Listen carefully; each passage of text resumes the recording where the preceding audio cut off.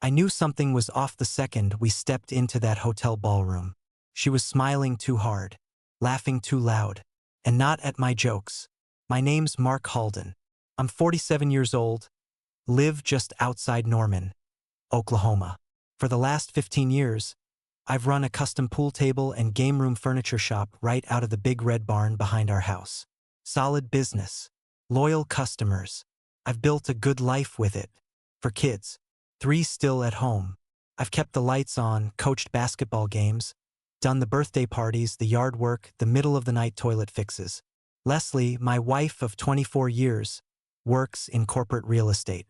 Fancy title, long hours, lots of travel. I never asked many questions about her job. Figured we each had our world.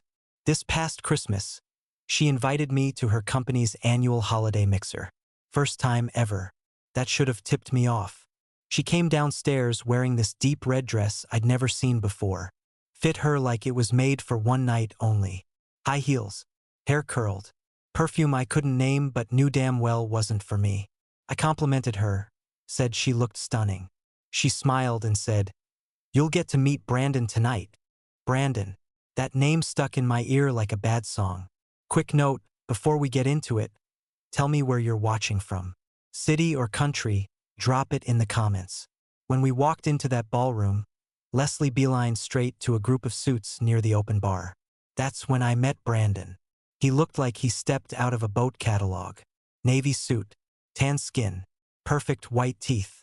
One of those handshakes that tries too hard. He grinned at me and said, "So you're the guy Leslie's always talking about." I raised my eyebrows. First I'm hearing of it.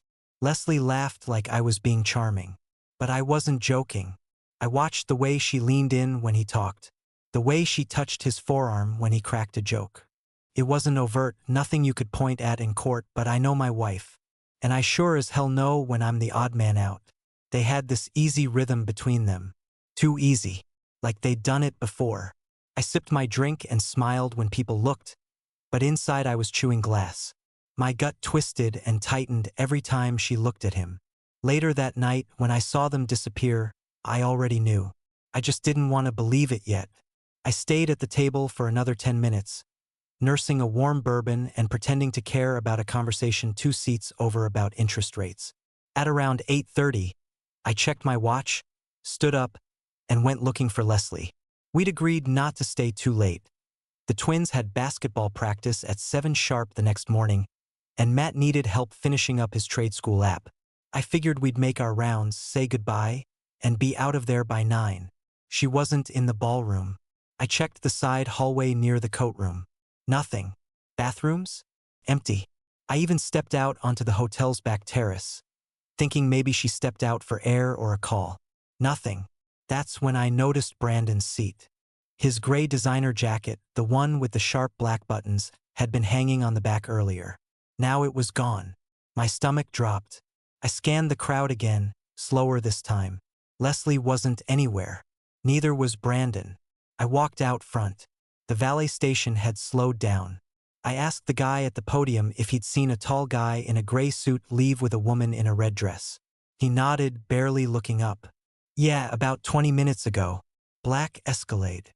I nodded back like that made sense, then turned and walked to my truck. I didn't play music on the drive home. Didn't call her.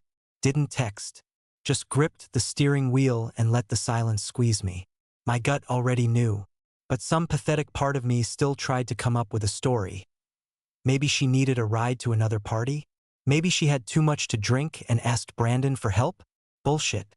I parked in front of the workshop, turned off the engine, and sat there in the dark. An hour passed, then 2. Still no call.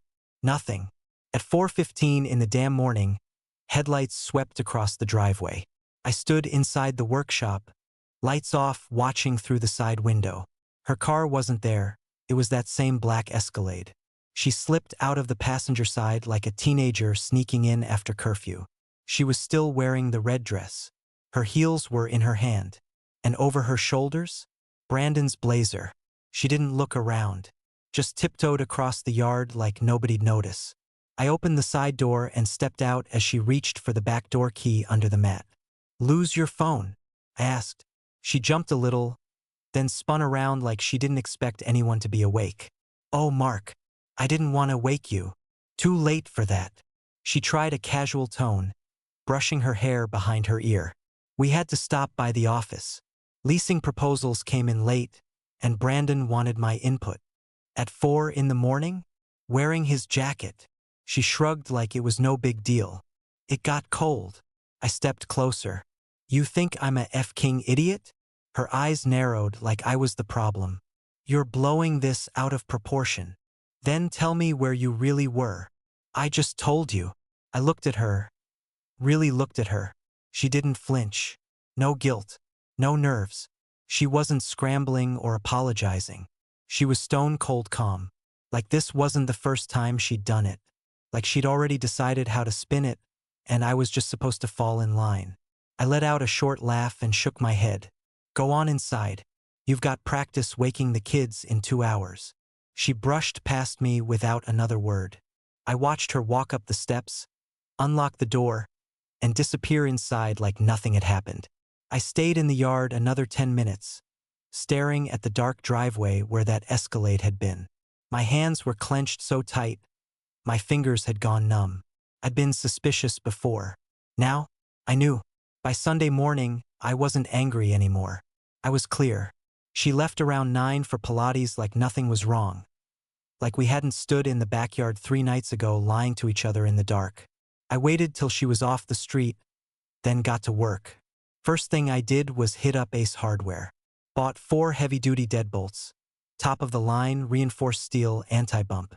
Picked up a drill bit set, extra screws, a new lock for the workshop too, just to be safe. By 10:15, I had all the tools laid out on the front porch. Started with the main door, then the back, then the garage. Last one was the side door off the laundry room. No one questioned it. The kids were out.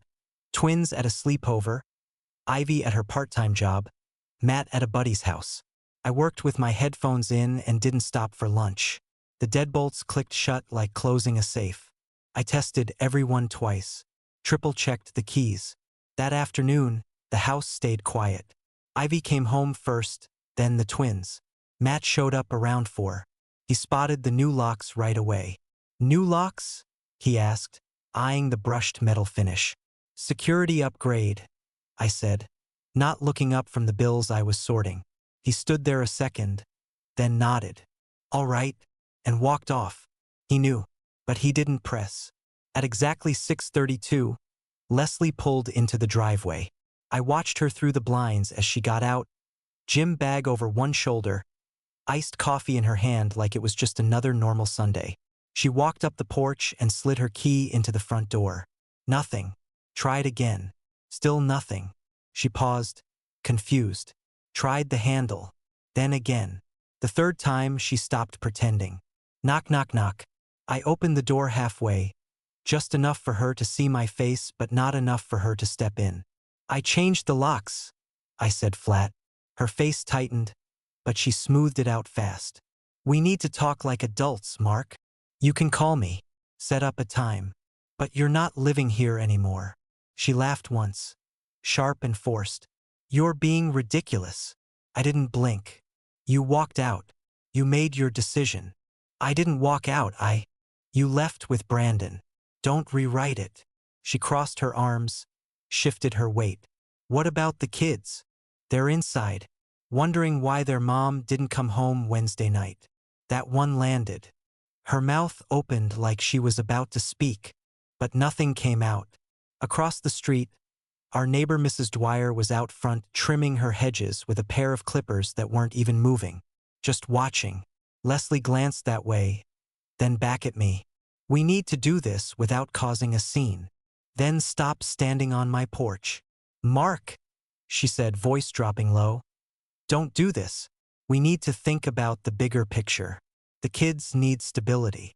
And I gave them that. Still am." "You left it in the back of a black SUV. Her nostrils flared. "You're not being fair. You haven't earned fair." She stared at me for a long second. Then her voice shifted, softer, more manipulative. "I made a mistake, all right? One night. It doesn't erase everything. I stepped out and pulled the door mostly shut behind me. One night doesn't come with a designer blazer, a 4 a.m. drop-off, and zero apology. Don't insult both of us. She looked down at the key still in her hand. Slowly, she curled her fingers around it and put it back in her purse. I'll call you, she said finally. Good, I said. And next time, don't bring coffee. You're not staying long enough to drink it. I shut the door and locked it from the inside. The deadbolt clicked louder than usual. The next day, right around noon, I heard a car door slam out front. I was in the workshop, sanding down a maple Q rack, trying to keep my hands busy.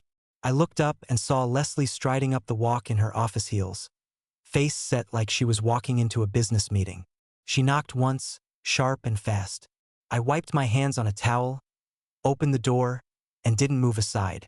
We need to stop making this harder than it has to be, she said. No hello, no apology. I stared at her for a second, then stepped back just far enough so she couldn't accuse me of blocking the entry. You made it hard the night you left with Brandon. She sighed, like I was dragging out something minor. Mark, come on. You think I planned that? No. I think you didn't care. That stopped her for a beat. She dropped the fake calm. Her voice turned clipped, like she was tired of playing nice. Yes, I was with him. There it was. First time she said it out loud. She held my gaze, chin lifted. The marriage has been dead for years. You just didn't notice. That hit like a punch I saw coming. I clenched my jaw, said nothing. You've been buried in that shop. In your tools. Your projects. I spent years alone, Mark. You didn't even see it. I let that hang for a second, then asked, did you ever think about saying something? Before sneaking off to someone else's bed. She shrugged. When was there time? I almost laughed. That kind of laugh where nothing's funny. Just empty air and disbelief. You're unbelievable. She folded her arms. I'm getting a lawyer. We're not doing this with locks and cold shoulders and dramatic scenes. We'll divide the assets, set custody, and move on like adults. Good, I said. So will I. I stepped back and grabbed the front door. She moved her hand like she might protest, but I spoke first. Brandon's blazer's in the hall closet. You can pick it up when you come for your things. I didn't wait for her response. I just pushed the door shut behind her. As the latch clicked, I turned around and there was Matt, standing in the hallway, arms crossed over his chest, eyes dark. He didn't say anything right away. You hear all that? I asked. He nodded once, slow. You okay? I asked him. Another nod. Then he said, yeah. I figured it was him. I studied his face. No tears, no outburst, just quiet understanding. Too old for his age in that moment. She really just said it like that? He asked. Yeah, I said. She did. He didn't move, didn't ask more, just stood there like he was holding up a wall with his back. I'll start dinner in a bit, I said, turning toward the kitchen. Matt didn't follow. He stayed in the hallway, still and silent, staring at the door his mom just walked through. Matt didn't say much after that day in the hallway. But on Tuesday, he came into the workshop while I was lining up slates for a custom table order. He stood near the doorway, hands in his pockets, eyes on the floor. She called me, he said. I looked up, said you kicked her out, said it was a misunderstanding. I leaned on the edge of the workbench, arms crossed. And what do you think? He didn't answer right away, just shifted his weight like he wasn't sure where to land. I don't know, he said finally. I mean, she sounded real upset. I nodded. She should be. She lit the match and didn't expect the house to catch fire. Matt looked torn. I could see it all over his face. The kid still wanted to believe his mom had some version of the truth that made sense. So I told him everything. From the party to the valet to the blazer. Word for word. No guessing, no softening. Just the facts. Matt listened, arms folded, mouth set in a hard line. When I finished, he let out a breath. I saw them. I froze. What? He looked up, eyes dark. 2 weeks ago, downtown. I was with a friend, and I saw her and Brandon at this wine bar off Main. They were holding hands. I thought maybe it was just a weird angle or, hell, I don't know. I convinced myself it wasn't what it looked like. Why didn't you say anything? He swallowed. I was hoping I was wrong. I didn't want to blow up the family over something I wasn't sure about. I walked around the bench and put a hand on his shoulder. That's not your job, Matt. You're not the guard dog in this house. That's mine. And now I'm doing it. He nodded once, firm, like a weight had finally shifted off his back. The rest of that week felt like waiting for the other shoe to drop. And it did, loud and ugly. Friday morning, I was halfway through my first cup of coffee when the doorbell rang. Ivy opened it and handed me a thick envelope with my name typed clean across the front. Leslie's lawyer. Emergency mediation request. She wanted half the business, claimed it was marital property, demanded interim spousal support, said she sacrificed career advancement to support my company's growth. I nearly spit coffee all over the hardwood. I read it again just to be sure I wasn't hallucinating. Nope. Same bold claims, same condescending tone. Support? Sacrifice? Leslie had a six-figure job in commercial real estate.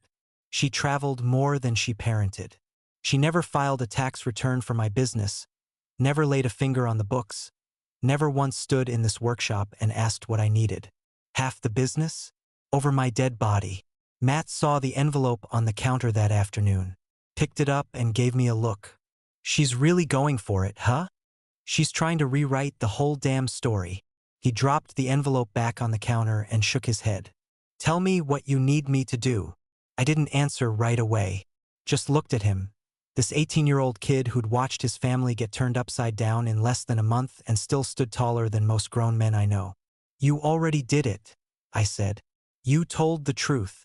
Dennis came by the shop that Saturday, legal pad in hand, sleeves rolled up like he already knew this was going to get ugly. She's coming in hot, he said. If we don't get out ahead of her, a judge might just see a hard-working wife and a blue-collar husband trying to freeze her out. I scoffed. She's worked plenty, just not here. Doesn't matter, he said. We need numbers. I'm bringing in Rebecca. She's a forensic accountant. Best I've used. I didn't argue. We needed ammo, and I was tired of swinging blind. Rebecca showed up Monday morning. Tight bun, glasses, no small talk.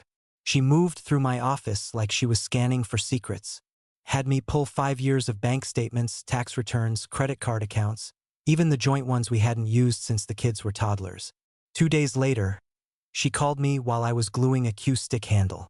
You sitting down? She asked. Just say it. She took a breath. Your wife's been transferring money. Little bits at a time, sometimes $80, sometimes $400. Over the last 9 months, it totals around $11,700. I felt my stomach drop. To where? Personal savings account at a credit union in Tulsa. Opened under her name only. You weren't listed. I pressed the phone tighter. She used our joint account for that? And 2 business cards, Rebecca added. Also, I flagged some purchases. She rattled off a list. Spa retreats in Dallas. A boutique in Scottsdale. 1 charge at a steakhouse that topped $400. That one stung. We hadn't gone out like that in years. Then came the last hit. There's also a weekend charge from a work retreat in Santa Fe. Hotel, 2 first-class flights, room service, massage package, and a bottle of champagne. Labeled as a business expense. I already knew who the +1 was. I didn't even ask. I hung up without saying much, walked straight into the house, and made a pot of coffee just to keep my hands busy. I wasn't shaking. Not anymore. Just focused. This wasn't just a mistake. This was a planned exit. A slow siphoning of our life, one transaction at a time. That night, Matt knocked on my door. Said he had something. Don't get mad, he started. Just say it. I looked up Brandon. I raised an eyebrow. Go on. 2 divorces. Both ex-wives filed on grounds of infidelity. The second one went public. Posted about him being a manipulator. Said he love-bombed her. Then drained her accounts. He handed me his phone. Screenshots. Legal records. One post was from a Facebook group with over 600 comments. Brandon's face smiling in a wedding photo next to a woman who looked like she hadn't seen the hit coming. Matt watched me, waiting for my reaction. Guess Leslie found herself a real winner, I said. Matt smirked, just a little. Guess so. I went back out to the shop, opened the drawer where I kept the extra keys, and tossed Leslie's old house key into the trash. Felt better than I thought it would. I wasn't sad anymore. Sad got left behind when I watched her step out of that SUV wearing another man's jacket. Now, I was building a case. The courthouse smelled like cheap carpet and nerves. Dennis met me outside the courtroom, straightened his tie, and handed me a copy of the statement packet. She's coming in swinging, he said. Stay calm. Let me do the talking. I didn't come here to scream, I said. I came to finish it. Inside, Leslie was already seated at the petitioner's table with her attorney. Some sharp-jawed woman in a pinstripe suit who looked like she ate depositions for breakfast.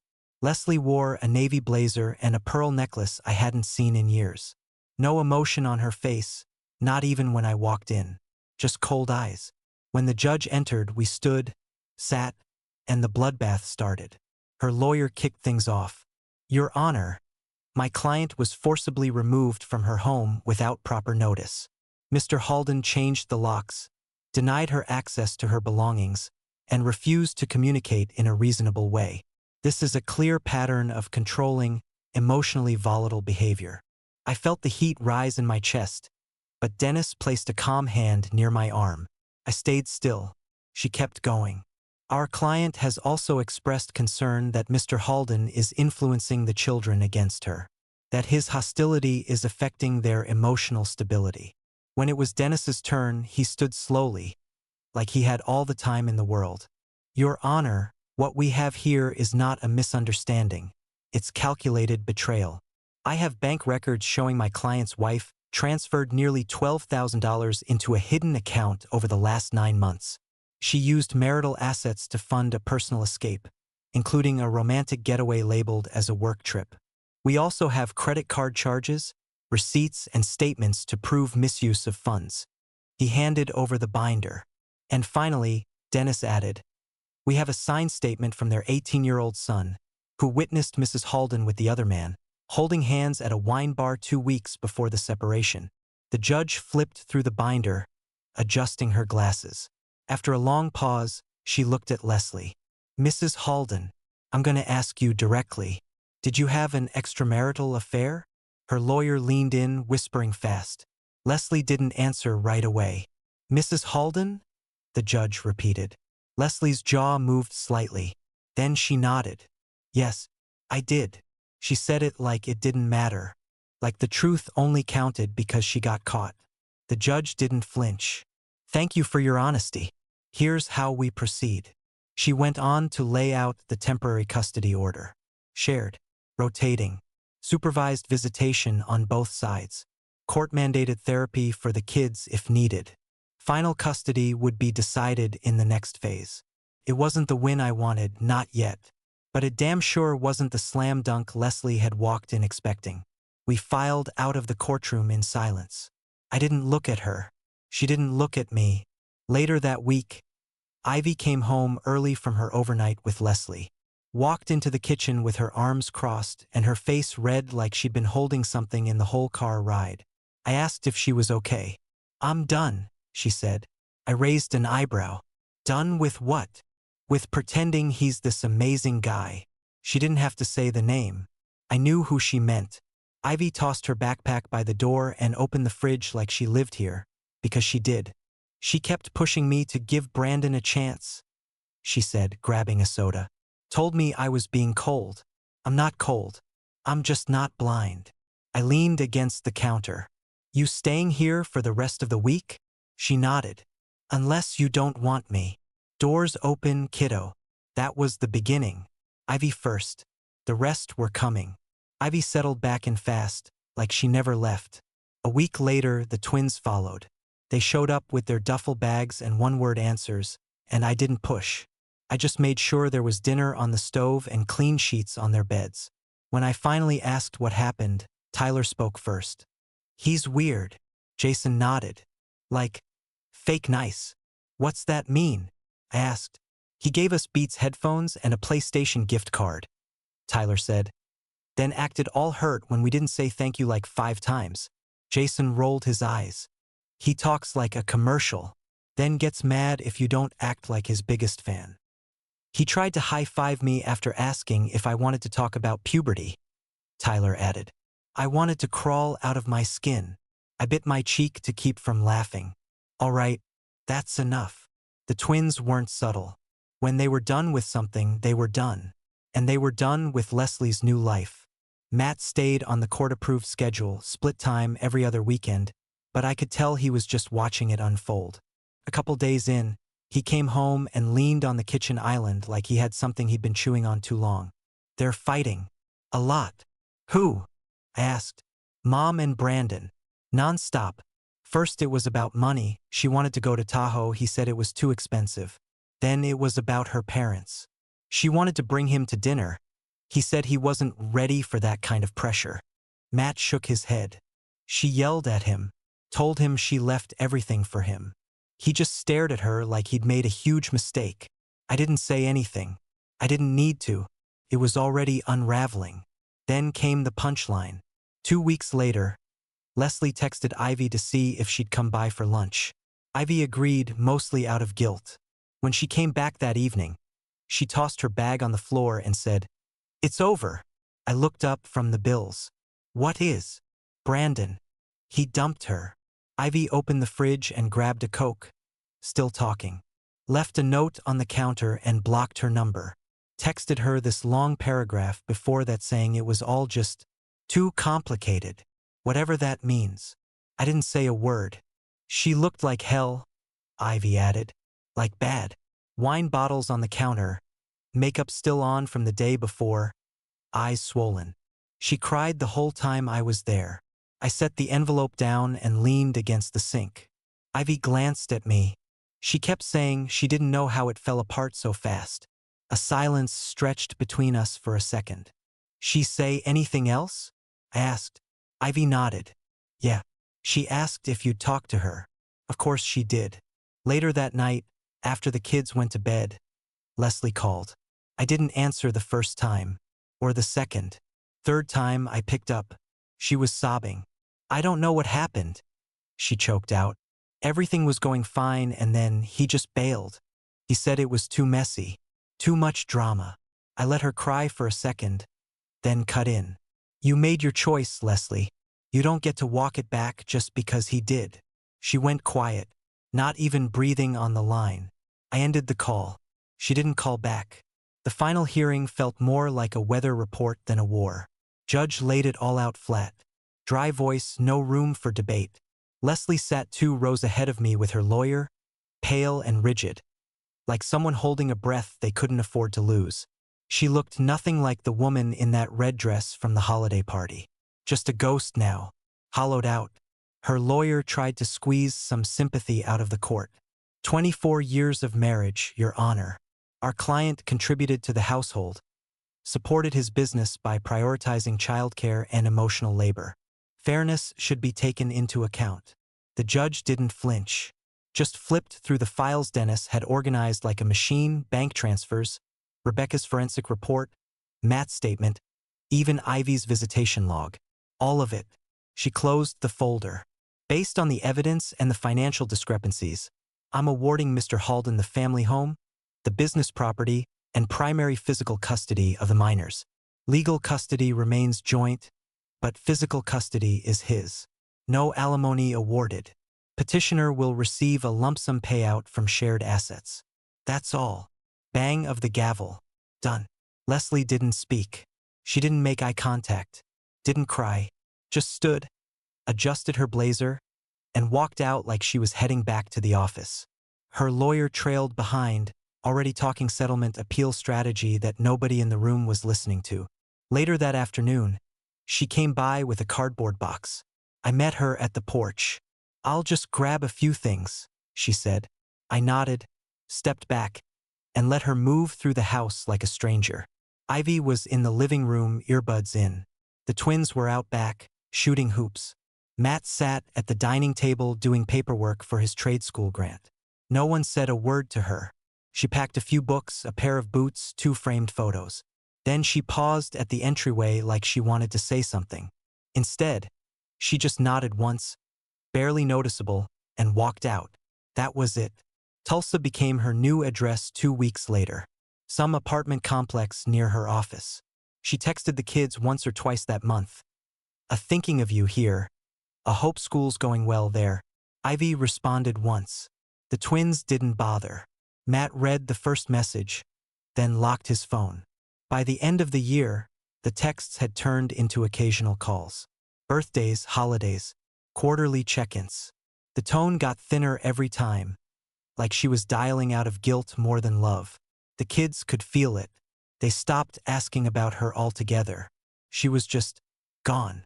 I didn't tell them to shut her out, didn't poison the well, but they knew who got up at 6 a.m. to make breakfast, who drove them to practice, who stayed up to help with homework and sat in the bleachers on game nights. They knew who stuck around. 6 months later, the house felt quiet in a way I hadn't felt in years. Not empty, peaceful. No slammed doors, no fake laughter, no pretending. Matt got into the HVAC program at Central Tech, partial scholarship, full ride if he keeps his grades up. First acceptance letter I've ever seen him actually smile over. Ivy started helping me with the books for the shop. Turns out she's got a sharp eye for invoices and late payers. She even color-coded the supply board without being asked. I never would have thought I'd enjoy sharing the office, but I do. The twins made regional basketball. Jason dropped 22 points last game. Tyler fouled out, then apologized to the ref like a pro. We celebrated with milkshakes and burgers on the porch that night. No phones, no TV. Just the 4 of us and a cool breeze. I remodeled the kitchen. New floors, new counters. Ripped out the old cabinets myself. Built a screened-in porch off the back where we eat most dinners now. You can hear crickets out there if you sit long enough. The shop's busier than ever. Booked 3 months out on custom builds. Folks come by just to talk sometimes. Word travels fast when you survive something like this. People trust a man who's been through the fire and came out clean. No one walks on eggshells anymore. We don't hide from hard conversations. We just live. People always say betrayal breaks you, that it hollows you out and leaves you afraid to trust again. They're wrong. Clears out the noise. You start hearing what matters. The creak of the floor when Ivy walks past with her laptop. The bounce of the basketball in the driveway. The buzz of the table saw first thing in the morning when the sun hits just right through the shop window. We're not perfect, but we're solid. And Leslie? She's just a name now. A story we don't bother retelling. The woman who walked away and thought we'd follow. I don't miss her. Not even a little. What I miss is the man I used to be before I saw her for what she really was. Calm, quiet, too willing to swallow things that didn't sit right. But I like the man I've become a hell of a lot more. Would you have taken Leslie back if Brandon hadn't bailed? Drop your answer in the comments. And hit like or subscribe if this one hit home.